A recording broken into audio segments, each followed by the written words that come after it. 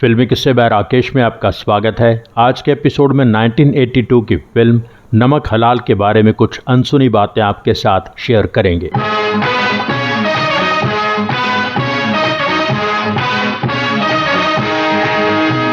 प्रकाश मेहरा ने as director अपनी पहली फिल्म बनाई थी हसीना मान जाएगी। ये 1968 में आई। प्रकाश मेहरा को मौका देने वाले प्रोड्यूसर थे इंदु भूषण और एसोसिएट प्रोड्यूसर थे सत्येंद्र पाल। फिर 1973 में एक फिल्म आई एक कुंवारी एक कुंवारा। इसके निर्माता भी सत्येंद्र पाल थे, निर्देशक थे प्रकाश मेहरा। उसके बाद 1976 की फिल्म हेरा फेरी के निर्माता भी सत्येंद्र पाल थे और निर्देशक थे प्रकाश मेहरा। इसके बाद सत्येंद्र पाल ने प्रकाश मेहरा के साथ एक और फिल्म प्लान की, नमक हलाल। मुकद्दर का सिकंदर अभी बन रही थी। नमक हलाल के लिए भी अमिताभ और विनोद खन्ना की जोड़ी सोची गई। विनोद खन्ना मुकद्दर का सिकंदर के दौरान ही प्रकाश मेहरा से कुछ नाराज थे। उन्होंने नमक हलाल में काम करने से इनकार कर दिया।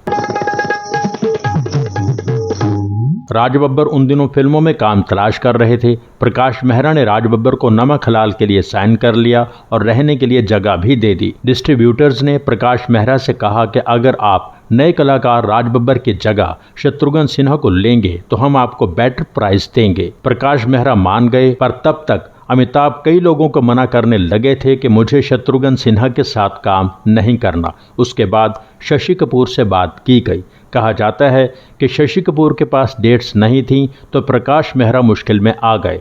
राज बब्बर को फिल्म से निकाल चुके थे, अब उस जगह कोई और चाहिए था। तो प्रकाश मेहरा ने दीपक पराशर से बात की। दीपक पराशर तैयार हो गए। जब शशि कपूर को पता चला तो वो प्रकाश मेहरा के पास लौट आए और कहा कि मैं डेट्स एडजस्ट कर लूँगा, मैं ही इस फिल्म में काम करता हूँ। प्रकाश मेहरा ने दीपक पराशर से वादा किया कि तुमसे फिर कभी काम करवाऊंगा। वो वादा उन्होंने शराबी में काम करवा के पूरा किया। बाद में राज बब्बर ने कहा था कि बाकी सब तो बातें हैं, मुझे असल में अमिताभ ने नमक हलाल से निकलवाया था। फिल्म का मुहूर्त 22 जनवरी 1978 को हुआ था, पर फिल्म की शूटिंग असल में बहुत बाद में शुरू हुई। अपनी पहली फिल्म हसीना मान जाएगी के बाद प्रकाश मेहरा ने इस फिल्म में शशि कपूर के साथ काम किया। ये अमिताभ और शशि कपूर की आखिरी रिलीज थी जिसमें दोनों हीरो थे। इसके बाद शशि कपूर ने 1991 की फिल्म अकेला में कैरेक्टर रोल किया था। अजूबा के वो डायरेक्टर थे। नमक हलाल के लिए शशि कपूर के कपड़े उनकी पत्नी जेनिफर कैंडल ने ही डिजाइन किए थे। उन्हें कहा गया था कि 25 साल के लड़के के हिसाब से कपड़े डिजाइन करने हैं। तब शशि कपूर 40+ थे। प्रकाश मेहरा ने प्रवीण बाबी को 3 फिल्मों के लिए साइन कर लिया, ज्वालामुखी, नमक हलाल, लावारिस। ज्वालामुखी की शूटिंग के दौरान प्रवीण बाबी दिमागी बीमारी से लड़ने लगीं। 6 महीने इंतजार करने के बाद प्रकाश मेहरा ने प्रवीण बाबी को फिल्म से निकाल दिया। अमिताभ की डेट्स मैच ना होने के कारण प्रवीण बाबी को लावारिस में से भी निकाल दिया। कहा जाता है कि उन दिनों शक्ति का काम शुरू हो चुका था, इसलिए अमिताभ ने कहा स्मिता पाटिल को नमक हलाल में कास्ट कर लो और प्रकाश मेहरा मान गए। स्मिता पाटिल ऑलमोस्ट एक साथ अमिताभ के साथ 2 फिल्मों में काम कर रही थीं, जो स्मिता पाटिल की पहली कमर्शियल फिल्में थीं। इससे पहले वो 8 फिल्मों की जानी मानी अदाकारा बन चुकी थीं। नमक हलाल में प्रवीण बाबी की जगह स्मिता पाटिल आ गईं। दूसरी फीमेल स्टार जीनत अमान को चुना गया। जीनत अमान ने 2 कारणों से फिल्म में काम करने से इनकार कर दिया। एक ये कि स्मिता पाटिल के मेन हीरोइन होते हुए वो सेकंड हीरोइन का रोल नहीं करेंगी। दूसरा कारण ये था कि रोल थोड़ा नेगेटिव लगता है। वैम्प टाइप का रोल था, कैबरे डांसर का रोल था। जब तक जीनत अमान के रोल वाले पोर्शन का शूट होना था, प्रवीण बाबी यूरोप से लौट आईं और फिल्मों में बहुत डेस्परेटली काम तलाश कर रही थीं। प्रकाश मेहरा प्रवीण बाबी से बहुत नाराज थे, पर किसी तरह दोनों में समझौता हुआ और प्रकाश मेहरा ने प्रवीण बाबी को नमक हलाल में वो रोल दे दिया जो जीनत अमान ने करना था, क्योंकि इसमें बहुत कम डेट्स चाहिए थी शूटिंग के लिए। अमजद खान को मेन विलन का रोल देना था, पर अमजद खान का एक्सीडेंट हो चुका था, उस कारण उन्हें यह फिल्म छोड़नी पड़ी। वो रोल सत्यन कप्पू को मिला। वहीदा रहमान को बहुत इंपॉर्टेंट रोल के लिए चुना गया। उनसे 8 साल छोटे सुरेश ओबराय को उनके पति के छोटे से रोल के लिए चुना गया। फिल्म में वहीदा रहमान अपने से 4 साल छोटे अमिताभ की मां बनी और अपने हम उम्र शशि की मां जैसा रोल निभाया। अशोक कुमार को एक इम्पॉर्टेंट रोल के लिए साइन किया गया, पर बाद में वो रोल यानी अमिताभ के दादा का रोल ओम प्रकाश ने किया। फिल्म का बेहद फेमस सीन है जब अमिताभ रंजीत के सामने इंग्लिश बोलते हैं। ये सीन शूट करते समय अमिताभ ने बहुत इम्प्रोवाइज किया था, पर जब वो शूट कर रहे थे प्रकाश मेहरा की तरफ देखते थे, उनकी हंसी छूट जाती थी, तो प्रकाश मेहरा उस सीन के समय वहां से परे चले गए थे। वैसे तो इस फिल्म को मल्टी स्टार फिल्म कहा जाता है, पर असल में पूरी फिल्म में अमिताभ बच्चन ही छाए रहे। अमिताभ के रोल में वो सब शेड्स थे जो दर्शक उन दिनों देखना चाहते थे। ये वो दौर था जब अमिताभ अपने करियर के बेस्ट समय में थे, टॉप स्टार थे। इस फिल्म में उन्होंने हर रंग पेश किया, नाच गाना, कॉमेडी, इमोशन, एक्शन, उनका काम बहुत ही अच्छा था। फिल्म में शशि कपूर बहुत सटल रोल में थे। उनका रोल लगभग 45 मिनट की फिल्म निकल जाने के बाद शुरू होता है। निर्देशक पवन कौल ने बताया था कि उनके पिता सुरेंद्र कौल ने नमक हलाल लिखी थी। उनके हाथ के लिखे कई पेजेस अब भी मेरे पास हैं, पर उनका नाम नमक हलाल के क्रेडिट्स में नहीं था। सुरेंद्र कौल 1997 में चल बसे थे कैंसर के कारण। सुरेंद्र कौल एक्टर राजकुमार के कजन थे। प्रकाश मेहरा ने 1978 में कल्याणजी आनंद जी को इस फिल्म के लिए साइन किया था। 1980 में इस फिल्म का काम पूरी तरह शुरू हुआ था। जब इस फिल्म के गाने रिकॉर्ड करने थे, उन दिनों कल्याणजी आनंद जी विदेशों में स्टेज शोज के लिए गए हुए थे। प्रकाश मेहरा ने कहा था कि मैं उनका इंतजार नहीं कर सकता था और मुझे ये भी था कि वो लोग शोज में इतना पैसा कमा रहे हैं कि मेरे लिए अपना शेड्यूल चेंज नहीं करेंगे। फाइनली बप्पी लहरी को संगीतकार चुना गया। ये प्रकाश मेहरा की बप्पी लहरी के साथ पहली फिल्म थी। फिल्म का म्यूजिक बहुत हिट हुआ, सारे गाने हिट थे, आज भी सुने जाते हैं। फिल्म के गानों से जुड़ी कुछ खास बातें आपके साथ शेयर करते हैं। फिल्म का सदाबहार गाना है किशोर दा का गाया कि पग घुंघरू बांध मीरा नाची थी। बप्पी लहरी ने बताया था कि प्रकाश मेहरा मेरे घर पर आए इस गाने के बोल लेकर और कहा कि एक फ्यूजन साउंड तैयार करनी है। बप्पी लहरी की माताजी ने क्लासिकल अंदाज में गाया कि पग घुंघरू बांध मीरा नाची थी। बप्पी लहरी ने मुखड़ा खत्म होते ही उसमें डिस्को बीट ऐड कर दी। प्रकाश मेहरा उठकर खड़े हो गए और कहा, मुझे यही चाहिए, यही मेरा गाना है। ये गाना प्रकाश मेहरा और अनजान ने लिखा था, बाकी सारे गाने अनजान ने लिखे थे। कि पग घुंघरू बांध मीरा नाची थी, इसमें 100 से ज्यादा म्यूजिशियंस का ऑर्केस्ट्रा इस्तेमाल हुआ। पूरा गाना रिकॉर्ड होने में 4 दिन लगे थे। किशोर कुमार को अपना पोर्शन रिकॉर्ड करने में पूरा 1 दिन लग गया था। देर रात को किशोर कुमार अपने घर में थे जब उन्हें ऊंची आवाज में यह गाना सुनाई दिया। वो घबरा गए। उन्होंने बप्पी लहरी को कॉल किया और कहा कि तुम्हारा गाना किसी ने कॉपी कर लिया है। बप्पी लहरी ने प्रकाश मेहरा को फोन किया।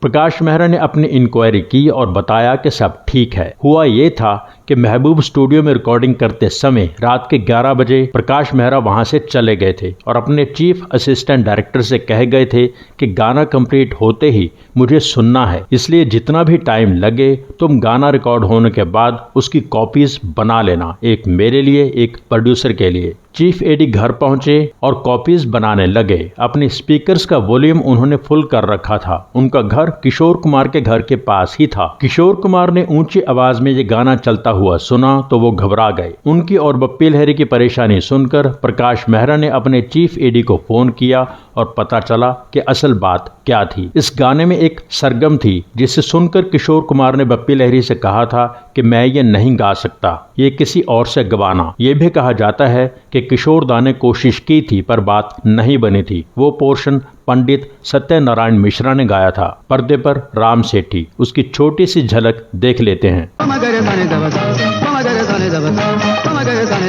ये गाना बिनाका गीतमाला 1982 के सलाना प्रोग्राम में दूसरे नंबर पर था। 25 हफ्ते प्ले होकर सरताज गीत बना। इस गाने के लिए किशोर कुमार को best playback singer male film fair award मिला था। इस गाने से पहले अमिताभ का जूता पानी में गिरने का सीन 1968 की अमेरिकन कॉमेडी दी पार्टी के एक सीन से इंस्पायर्ड था। फिल्म का बहुत अच्छा गाना था आज रपट जाएं, किशोर दा और आशा जी ने गाया। ये गाना शूट करते समय स्मिता पाटिल बहुत अपसेट हो गई थी। उन्होंने इस तरह का काम पहले किया नहीं था, बारिश में भीगते हुए नाच गाना करना। उन्होंने अपने आप को कमरे में बंद कर लिया और बहुत देर तक रोती रहीं। फिर अमिताभ ने उन्हें कन्विंस किया तो वो गाना शूट करने के लिए तैयार हुई। फिल्म हिट हो जाने के बाद स्मिता पाटिल इस गाने के लिए बहुत फेमस हुई। वो बहुत हैरान हुई कि मैंने इतना अच्छा काम किया है पर लोग मुझे इस गाने की वजह से जानते हैं जिसमें भीगी हुई नाच गाना कर रही हूँ। कहा जाता है कि इसी सेट पर शराबी का गाना भी फिल्माया गया था, जहां चार यार मिल जाएं।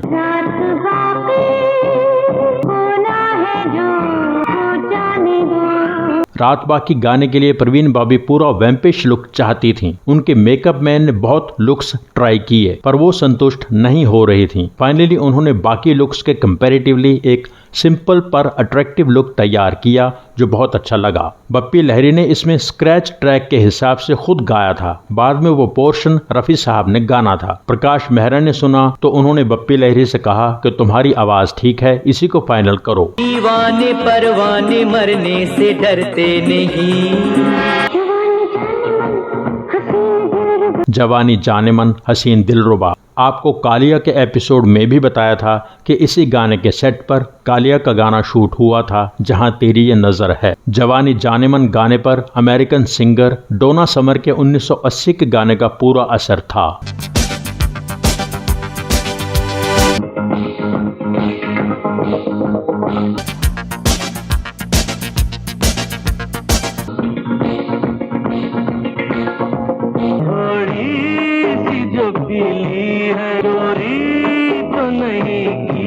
थोड़ी सी जो पीली है, इसके अंतरे की धुन बप्पी लहरी के बनाए एक और गाने के अंतरे की धुन से मिलती है। 1979 की फिल्म थी और कौन। इसका बहुत फेमस गाना था हाँ पहली बार। किसी को न पता चला क्या हो गया, ऐसी मिली नजर के दिल खो गया। थोड़ा थोड़ा जवानी का नशा, उस पर नशा है ये तेरे प्यार का। नमक हलाल के इसी सेट पर शराबी का गाना फिल्माया गया था, मंजिलें अपनी जगह हैं। नमक हलाल में हर गाना बहुत अच्छा बना हुआ है। ये संगीतकार बप्पी लहरी के बेस्ट एल्बम्स में से एक है।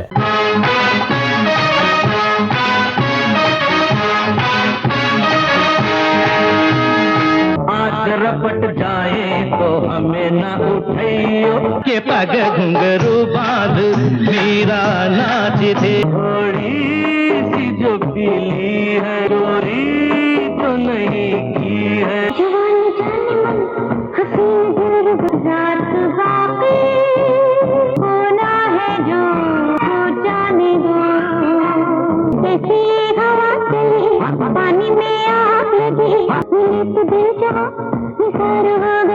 और हम नाचे इन घुंघरू के, थोड़ा थोड़ा देते हैं जवानी का नशा, उस पर नशा है ये तेरे प्यार का। मुझे भी होश नहीं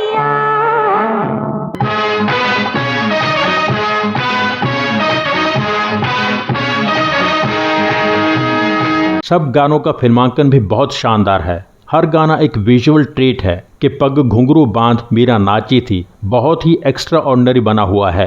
गाने में dance portion, production value, shot taking, editing सब कुछ टॉप क्लास है। हर गाने में सेट बहुत अच्छे डिजाइन किए गए थे। फिल्म के सिनेमाटोग्राफर थे एन सत्यन, एडिटर थे जयंत अधिकारी, आर्ट डायरेक्टर और डांस मास्टर का नाम नमक हलाल की विकिपीडिया पर भी नहीं है। आप लोगों में से कोई कंफर्म कर सकता है तो कीजिए कि डांस मास्टर कमल थे और आर्ट डायरेक्टर मंजूर थे, क्योंकि यही दोनों शराबी के साथ भी जुड़े थे।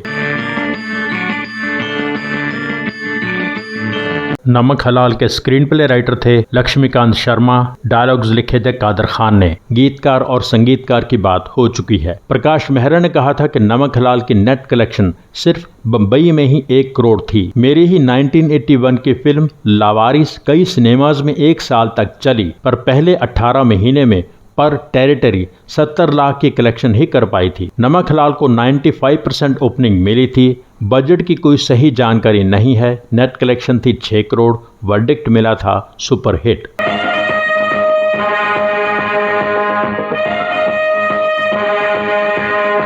इसके साथ ही 1982 की फिल्म नमक हलाल के बारे में यह खास एपिसोड यहाँ पूरा होता है। एपिसोड लाइक करना ना भूलें। हमारे जिन दोस्तों ने चैनल सब्सक्राइब नहीं किया है प्लीज सब्सक्राइब कर लीजिए। सब्सक्राइब करके बेल आइकन में ऑल पर क्लिक कीजिए। एपिसोड लाइक कीजिए, शेयर कीजिए, कमेंट कीजिए। Thank you so much for watching.